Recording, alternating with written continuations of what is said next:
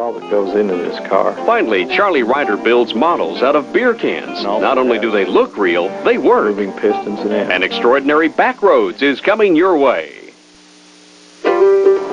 Charlie Ryder built and raced this stock car. He won a lot of races with it. Today, he wins modeling competitions with a replica that, like the original, is built from scratch. In this particular car, there's 2,012 hours on it. It's got a lot of moving pieces in it. You can see the engine.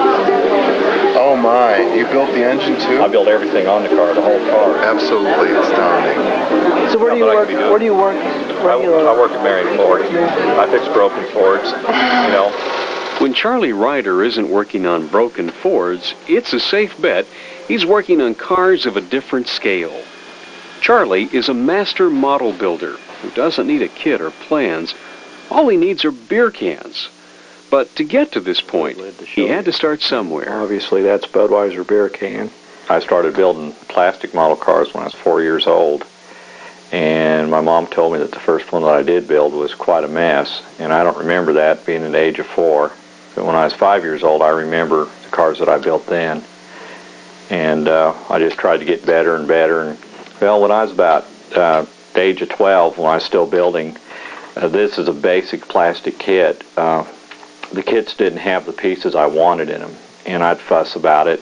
My dad got tired of hearing me fuss. He cut up a beer can, handed me the beer can into tin snips and said, make your parts out of here, out of this here. And then he walked out of the room. And then one thing led to another. I'd put a little more metal in each car, and then my friends would say, well, wouldn't that be neat if the steering worked? So I made the steering work. They said, wouldn't that be neat if the rear end worked? So I geared the rear end and made it work. They said, geez, you've done everything, but you can't make pistons go up and down an engine. Well, I did that too at the age of 16. Charlie knows engines inside and out. His models are almost exact copies of the real thing. To truly appreciate what Charlie does, it helps to see a real motor for comparison. This is a small block Chevy. This is just like the engine I modeled my little Chevy after. And my little engine has a crankshaft and pistons just like this engine has in it. Charlie calls this the Chevelle from hell, and the 2,011 hours it took to build it equals working a year of 40-hour weeks. It shows, too. Okay, this is the engine parts off the engine. This engine is a complete engine when it is assembled. There's my heads, intake manifold, carburetor, head gaskets, and valve covers. And if that's not enough, all the parts work, just like the real thing. This same type of carburetor that I have on my little model car. It's a Holley 780 double pumper. And here's how the throttle plates work on it. There's your primaries, and then the secondaries open up progressively later. What's really hard is these throttle plates to get in with the progressive secondary linkage. You got to have the primaries open first, just a split second before your secondaries open. That's real hard to get that linkage timed when it's that little. Yeah, on the throttle plates, see how they work? Mm-hmm. And they're progressive secondaries. You're going to see this, Steven. What? This guy made this all out of tin cans, Zach. And the engine parts move, with the pistons and all. Oh, wow. It's reactions like these that drive Charlie on to bigger, or maybe smaller things. I do a show in Carbondale every year, and I show these to people, how the pistons work and stuff, and it's new. People have not seen a lot of this before. And I enjoy, you know, the expression on their faces, the questions that they ask. It's really unique, because I never thought nothing of building metal. I thought it was just a normal deal for everybody. But people really think it's kind of a unique deal. So that makes me even more wanting to do more and more of it. Prior to building the Chevelle, Charlie built this truck. Now this one only took him 1,600 hours to build. You see the pistons moving? Look at the pistons. You see them going up and down? That is 8 cylinders. This welding truck is also scratch built and also has moving pistons in it. This engine is a 460 cubic inch Ford V8. Also featured on this truck, the doors are hinged. They open and close. Got a box in it that I carry the welding rod in. And on the back end of the truck, the trailer hitch receiver is removable.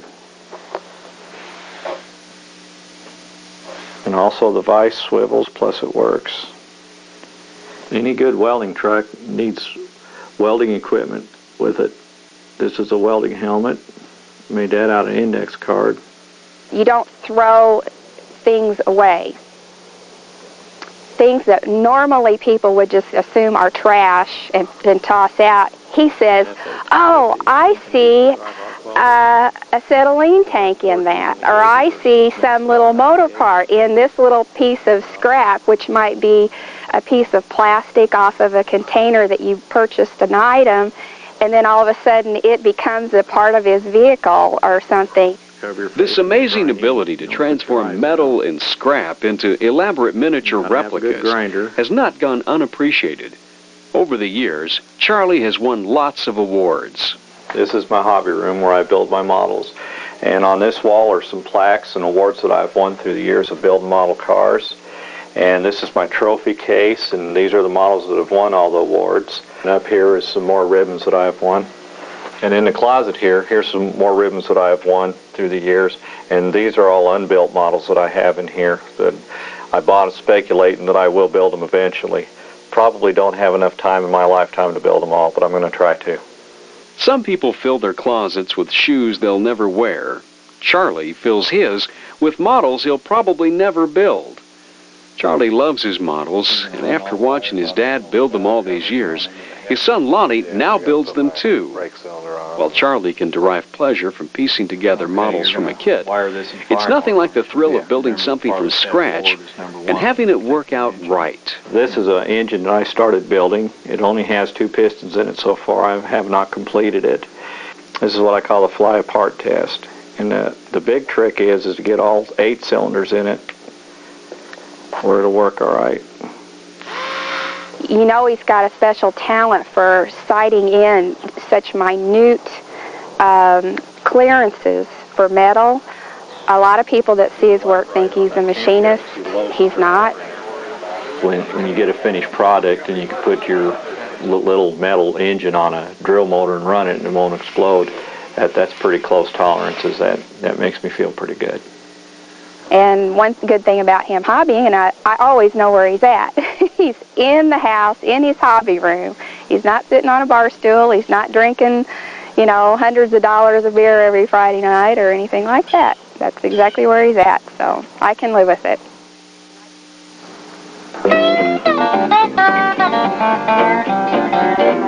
Join WSIU WUSI tomorrow night for another Backroads at 9:30.